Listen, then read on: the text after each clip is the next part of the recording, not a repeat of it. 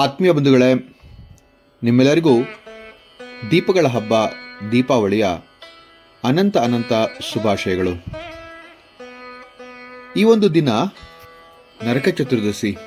ಭೂಮಿಯ ಮೇಲೆ ನರಕ ಸದೃಶವಾದಂತಹ ವಾತಾವರಣವನ್ನು ಹೋಗಲಾಡಿಸಿ ನಮ್ಮೆಲ್ಲರನ್ನ ಸುಖದ ಒಂದು ಅಲೆಯಲ್ಲಿ ತೇಲಿಸಿದಂತಹ ಶ್ರೀ ಕೃಷ್ಣ ಮತ್ತು ಸತ್ಯಭಾಮೆಯರನ್ನ ನೆನೆಯುವಂತಹ ಒಂದು ಪುಣ್ಯ ದಿನ. ಇದನ್ನ ನರಕ ಚತುರ್ದಶಿ ಅಂತ ಕೂಡ ಕರಿತೇವೆ. ಈ ಒಂದು ಚತುರ್ದಶಿಯ ದಿನ ದೀಪಾವಳಿಯ ಮುನ್ನಾ ದಿನ ಅಂತ ಹೇಳೋದು ಕೂಡ ಇದೆ. ಉತ್ತರ ಭಾರತದಲ್ಲಿ ಇದನ್ನ ಛೋಟಾ ದಿವಾಲಿ ಅಂತ ಕೂಡ ಕರೀತಾರೆ. ನರಕ ಚತುರ್ದಶಿ ದೀಪಾವಳಿಯ 2ನೇ ದಿನ ಅಂತಲೇ ಬಹಳ ಪ್ರಸಿದ್ಧಿ. ಈ ದಿನವನ್ನ ನರಕಾಸುರ ಸಂಹಾರ ದಿನ, ರೂಪ ಚತುರ್ದಶಿ ದಿನ, ಚೋರಿ ಚತುರ್ದಶಿ ದಿನ ಅಥವಾ ಕಾಳಿ ಚೌದಸ್ ಅಂತ ಕೂಡ ಕರೆಯೋದಿದೆ. ಇದು ಕಾರ್ತಿಕ ಮಾಸದ ಕೃಷ್ಣ ಪಕ್ಷದ ಚತುರ್ದಶಿಯ ತಿಥಿಯಲ್ಲಿ ಆಚರಿಸಲಾಗುತ್ತೆ. ಉತ್ತರ ಭಾರತದ ಒಂದು ಪಂಚಾಂಗ ಸ್ಥಿತಿಯಲ್ಲಿ ನಮ್ಮಲ್ಲಿ ಇದು ಅಮಾವಾಸ್ಯೆಯ ಪೂರ್ವ ದಿನದಂದು ಹಬ್ಬವನ್ನು ಆಚರಿಸ್ತೇವೆ. ಇಲ್ಲಿ ನರಕ ಚತುರ್ದಶಿಯ ಒಂದು ವೈವಿಧ್ಯತೆ ಅಥವಾ ವಿಶಿಷ್ಟತೆ ಏನಪ್ಪಾ ಅಂತಂದ್ರೆ, ಇದು ನರಕಾಸುರನ ವಧೆಯ ಒಂದು ದ್ಯೋತಕವಾಗಿ ಈ ಒಂದು ಹಬ್ಬವನ್ನು ಆಚರಿಸ್ತೀವಿ. ನರಕಾಸುರನ ವಧೆಯ ಕಥೆಯನ್ನ ವಿಷ್ಣು ಪುರಾಣ, ಭಾಗವತ ಪುರಾಣ ಮತ್ತು ಹರಿವಂಶ ಪುರಾಣಗಳಲ್ಲಿ ನಮಗೆ ಸಿಗುತ್ತೆ. ಕಥೆಯ ಸಾರಾಂಶ ಹೀಗೆ ಇದೆ.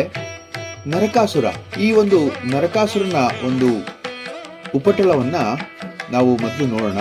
ಅದಾದ ನಂತರ ಅವನ ಕಥೆಯನ್ನು ತಿಳಿದ ಮೇಲೆ ನಾವು ದೀಪಾವಳಿಯ ಈ ಶುಭ ಸಂದರ್ಭವನ್ನು ಹೇಗೆ ಆಚರಿಸಲಾಗುತ್ತೆ ಅನ್ನೋದನ್ನ ನೋಡೋಣ. ನರಕಾಸುರನ ಜನ್ಮ ಪುರಾಣಗಳಲ್ಲಿ ಹೇಳೋದೇನಿದೆ ಅಂತಂದ್ರೆ, ನರಕಾಸುರ ಭೂದೇವಿ ಅಂದ್ರೆ ಭೂಮಾತೆ ಮತ್ತು ವಿಷ್ಣುವಿನ ವರಾಹ ಅವತಾರವಾಗಿದ್ದಾಗ ಜನಿಸಿದಂತಹ ಮಗ.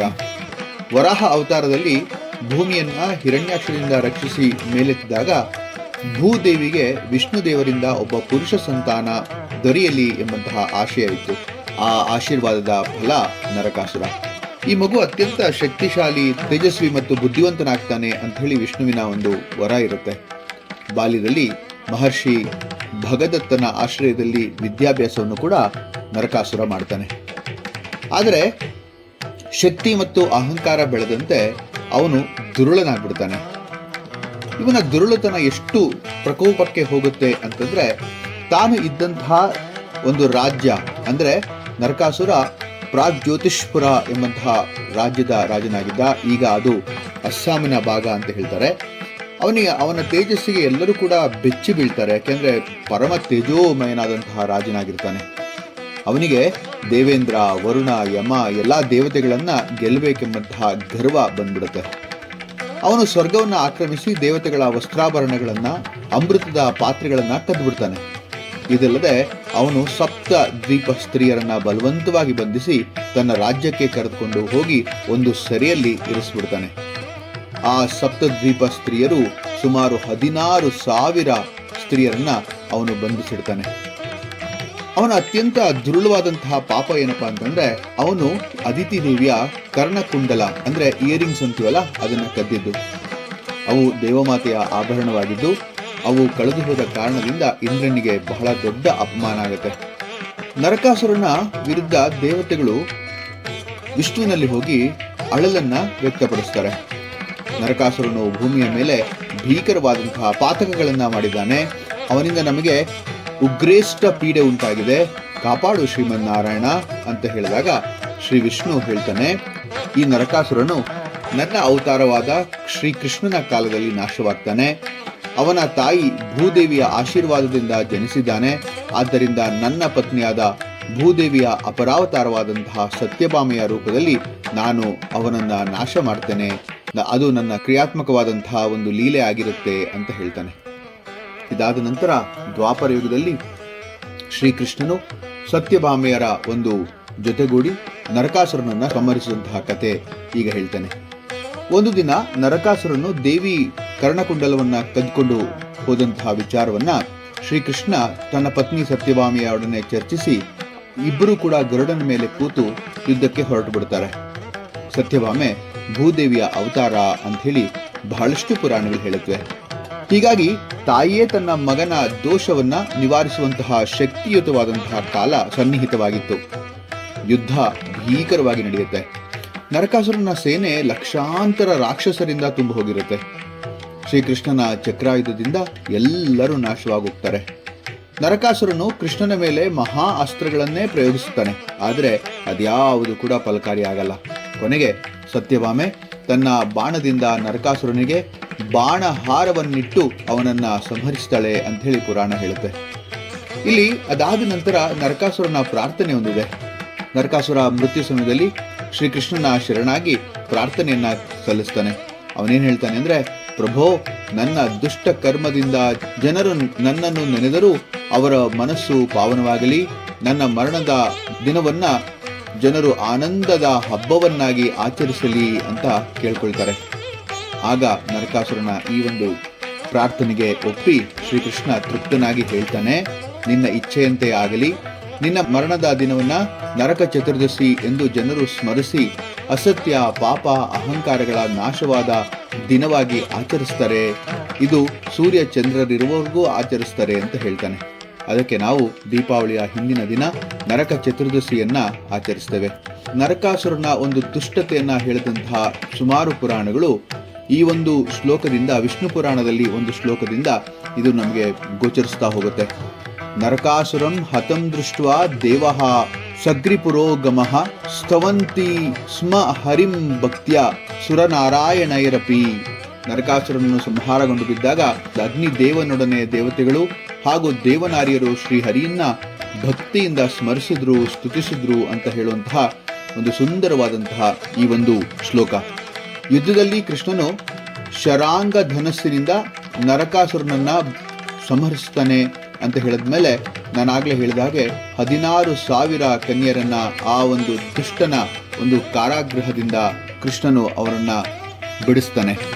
ಸಮಾಜ ಮತ್ತು ಸಂಸ್ಕೃತಿ ಎಲ್ಲರೂ ಕೂಡ ಆ 16,000 ಕನ್ಯೆಯರನ್ನ ದೂಷಣೆ ಮಾಡಿದಾಗ, ಸೇರಿಸದಲ್ಲೇ ಹೋದಾಗ ಕೃಷ್ಣ ತಾನೇ ವಿಧಿವತ್ತಾಗಿ ಆ 16,000 ಕನ್ಯೆಯರನ್ನ ಮದುವೆ ಆಗ್ತಾನೆ.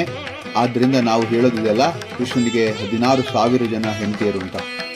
ಅದು ಆ ಸಂಹಾರ ಮಾಡಿದ ನಂತರ ತಾನು ವಿಧಿವತ್ತಾಗಿ ಅವರೆಲ್ಲರನ್ನು ವರಿಸಿ ಅವರೆಲ್ಲರನ್ನು ಕೂಡ ದ್ವಾರಕೆಯಲ್ಲಿ ಪ್ರತ್ಯೇಕವಾದಂತಹ ಅರಮನೆಯನ್ನ ಕಟ್ಟಿ ಅಲ್ಲಿ ಅವರನ್ನ ಇಡ್ತಾನೆ ಅನ್ನುವಂಥದ್ದು ಕೂಡ ಪುರಾಣದ ಭಾಗಗಳಲ್ಲಿ ನಮಗೆ ಕಂಡು ಬರುತ್ತೆ. ಈ ದಿನ ನರಕಾಸುರನ ಒಂದು ವಧೆಯ ದ್ಯೋತಕವಾಗಿ ಸಾಂಸ್ಕೃತಿಕ ಅರ್ಥ ಇಲ್ಲಿ ಬಹಳಷ್ಟಿದೆ.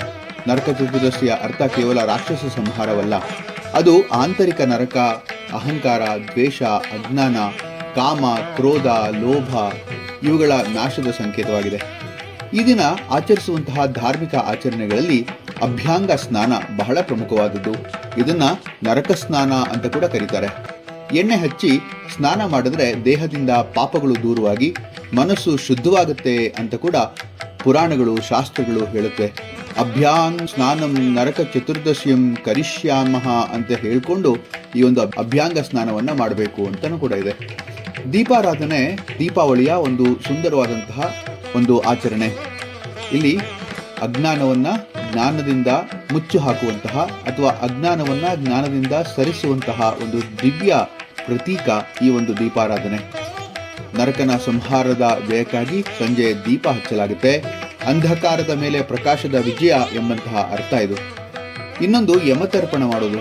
ಈ ದಿನ ಯಮಧರ್ಮರಾಜನ ತರ್ಪಣ ಮಾಡುವುದು ಅತ್ಯಂತ ಮುಖ್ಯ ಅಂತ ಹೇಳಲಾಗುತ್ತೆ. ಇದರಿಂದ ಅಕಾಲ ಮರಣ ತಪ್ಪುತ್ತೆ ಎನ್ನುವಂತಹ ನಂಬಿಕೆ ಇದೆ.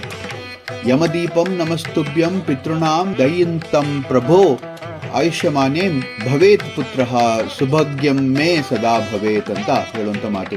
ಪುರಾಣಗಳಲ್ಲಿ ಈ ಒಂದು ನರಕ ಚತುರ್ದಶಿಯ ಉಲ್ಲೇಖ ಬಹಳಷ್ಟು ಪುರಾಣಗಳಲ್ಲಿ ಬಂದಿದೆ. ಭಾಗವತ ಪುರಾಣದಲ್ಲಿ 10ನೇ ಅಧ್ಯಾಯದ 59ನೇ ಶ್ಲೋಕ ತುಂಬಾ ಸುಂದರವಾಗಿ ಹೇಳುತ್ತೆ. ಶ್ರೀಕೃಷ್ಣನ ನರಕಾಸುರ ಸಂಹಾರ ಕತೆ, 16,000 ಕನ್ಯೆಯರ ವಿಮೋಚನೆ, ಪಾರಿಜಾತ ವೃಕ್ಷದ ಮರಳಿಕೆ ಇವಿಷ್ಟು ಕೂಡ ಅಲ್ಲಿ ಬರುತ್ತೆ. ವಿಷ್ಣು ಪುರಾಣದಲ್ಲಿ ಸತ್ಯಭಾಮೆಯ ಭೂಮಿದೇವಿ ರೂಪದ ವರ್ಣನೆ ಇದೆ. ಯುದ್ಧದ ಸಂದರ್ಭಗಳಲ್ಲಿ ಹಾಗೂ ನರಕನ ಪ್ರಾರ್ಥನೆ ವಿಷ್ಣು ಪುರಾಣದಲ್ಲಿ ಬರುತ್ತೆ. ಹರಿವಂಶ ಪುರಾಣದಲ್ಲಿ ನರಕನ ಜನನ, ಅವನ ಪಾಪಕೃತ್ಯಗಳು ಮತ್ತು ಅಂತ್ಯ ವಿವರಣೆ ಇದಿಷ್ಟು ಕೂಡ ಹರಿವಂಶ ಪುರಾಣದಲ್ಲಿ ಬರ್ತಾ ಹೋಗುತ್ತೆ. ಆಧ್ಯಾತ್ಮಿಕ ತಾತ್ಪರ್ಯ ಇಲ್ಲಿ ಈ ಒಂದು ಹಬ್ಬದ್ದು ಏನಪ್ಪಾ ಅಂತಂದ್ರೆ, ನರಕ ಎಂದರೆ ಕೇವಲ ನರಕ ಲೋಕವಲ್ಲ, ಅದು ನಮ್ಮೊಳಗಿರುವಂತಹ ದುಷ್ಟ ವೃತ್ತಿಗಳೇ. ನರಕ ಚತುರ್ದಶಿ ಎಂದರೆ ಆ ದುಷ್ಟ ವೃತ್ತಿಗಳ ವಿರುದ್ಧ ಜಯದ ದಿನ ಅಂತ ಹೇಳ್ಬೋದು. ಅಂಧಕಾರಸ್ಯ ನಾಶಾಯ ದೀಪಾವಳಿರ್ಭವೇತ್ ಅಂತ ನಾವು ಹೇಳುವಂಥದ್ದಿದೆ. ಟು ಡಿಸ್ಪೆಲ್ ದ ಡಾರ್ಕ್ನೆಸ್ ಅಂದರೆ ಇಗ್ನೋರೆನ್ಸ್ ಅಂತೀವಲ್ಲ, the rho of lamps Deepavali is celebrated ಅಂತ ಹೇಳುವಂಥ ಮಾತು ಕೂಡ ನಾವು ಇಲ್ಲಿ ನೆನಪಿಸ್ಕೊಳ್ಬಹುದು. ಅಂದರೆ ಈ ಒಂದು ನರಕಾಸುರನ ಒಂದು ವಧೆಯ ನಂತರ ಈ ಒಂದು ಹಬ್ಬವನ್ನು ರೂಪ ಚತುರ್ದಶಿ, ಚೋರಿ ಚತುರ್ದಶಿ ಅಥವಾ ಕಾಳಿ ಚೌದಸ್ ಅಂತ ಹೇಳುವಂತಹ ಮಾತು ಕೂಡ ಇಲ್ಲಿ ನಮ್ಮ ಒಂದು ಭಾರತೀಯ ಸಂಸ್ಕೃತಿಯಲ್ಲಿ ಇದೆ. ಇದು ನರಕ ಚತುರ್ದಶಿಯ ಪುರಾಣದ ಕತೆ ಹಾಗೂ ಆಚರಿಸುವಂತಹ ವಿಧಾನ. ಹೀಗೆ ಇನ್ನೂ ಕೂಡ ಹೆಚ್ಚು ಪೌರಾಣಿಕ ಹಿನ್ನೆಲೆಯುಳ್ಳಂತಹ ಹಬ್ಬಗಳ ವಿಚಾರವನ್ನು ಹೊತ್ತು ನಿಮ್ಮ ಮುಂದೆ ಬರ್ತೇನೆ. ನಿಮ್ಮೆಲ್ಲರಿಗೂ ಕೂಡ ಮತ್ತೊಮ್ಮೆ ನರಕ ಚತುರ್ದಶಿಯ ಹಾರ್ದಿಕ ಶುಭಾಶಯಗಳು.